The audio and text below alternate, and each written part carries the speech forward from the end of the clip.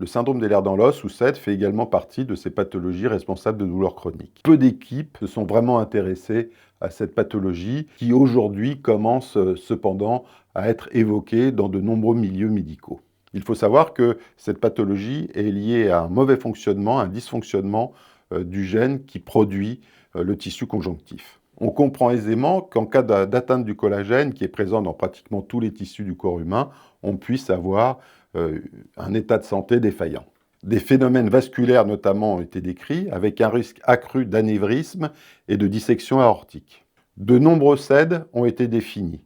Nous allons en voir deux. Le SED classique est caractérisé par une peau élastique, des troubles vasculaires à type d'hémorragie, bleu fréquent, hémorragie gingivale et également une laxité articulaire. Le deuxième type de SED est le SED hypermobile. Dans le SED hypermobile, il existe le facteur héréditaire de cette pathologie est connu. Il existe des familles porteurs de ce gène et tous présentant un SED hypermobile. Dans ces deux groupes de SED, la douleur chronique est présente. Il peut s'agir de douleurs neuropathiques ou musculaires. Il existe une laxité au niveau ligamentaire, au niveau tendineux, au niveau musculaire, et cela s'accompagne d'entorses, voire de luxations fréquentes. Peuvent être associés à ce syndrome des lers dans l'os hypermobile des troubles proprioceptifs, une dyspareunie, un prolapsus pelvien et des troubles gastriques. Il est noté, comme dans la fibromyalgie, une fatigue intense et un dérouillage matinal important. Il existe une forte similitude entre les fibromyalgies et les SED. Dans une consultation dédiée à la fibromyalgie, j'avais noté que pratiquement 20% des patients qui m'étaient adressés pour une fibromyalgie présentaient en fait un SED, que ce soit un SED classique ou un SED hypermobile. Le traitement du SED est donc superposable au traitement mis en place dans le cas des fibromyalgiques. Elle diffère dans les SED hypermobiles par la nécessité de prescrire des orthèses de contention ou des orthèses de stabilisation articulaire.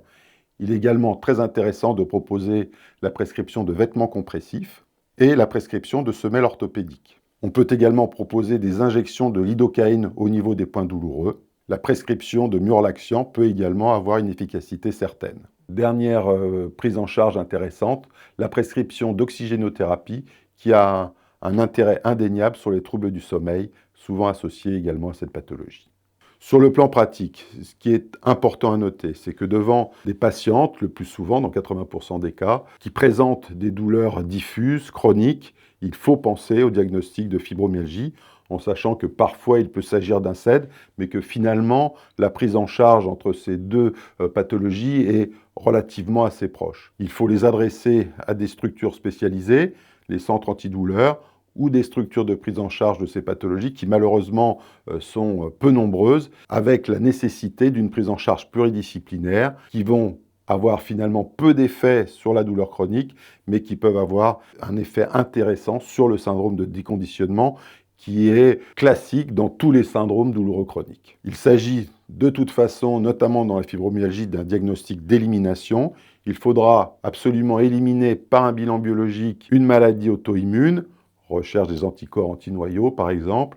Il faudra également éliminer un rhumatisme inflammatoire et un problème thyroïdien. La prise en charge de ces patients doit être pluridisciplinaire.